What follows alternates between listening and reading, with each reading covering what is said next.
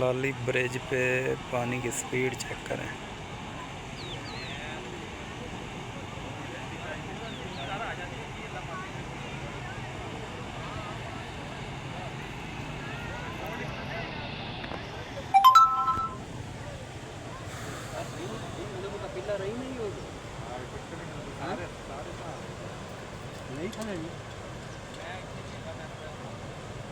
इतनी एक लफक होंदी है मेरे ख्याल विच नहीं वैसे ब्रेक रखंदे ना। हाँ ब्रेक ना रखंदे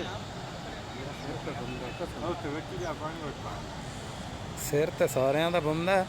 बाकी ये भी जिस टाइम मैं उत्ते खला हूं ना ओ संत ब्रेक मारी ओ जिथे ज्यादा नहीं तो पुली मैं खलो के वेख के मेरा ही भवन लग बमन नहीं वो हल रही है पुल हल रही महसूस होया है पानी ओ जिथे करके नहीं है त्रै मेन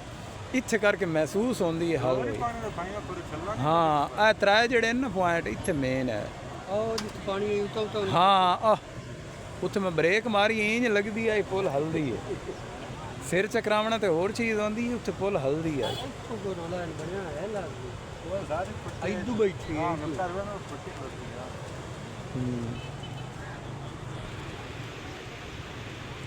है ना लेकिन ਸਾਡੇ ਪਾਕਿਸਤਾਨੀਆਂ ਕੋਈ ਨਹੀਂ ਬਲਾ नहीं नहीं ये तो उत्ते खले ਹੁੰਦਾ ਉਹ ਨੇੜੇ ਹੀ ਨਹੀਂ ਜਾਵੇ उन्हें खैर वो आई है जैसे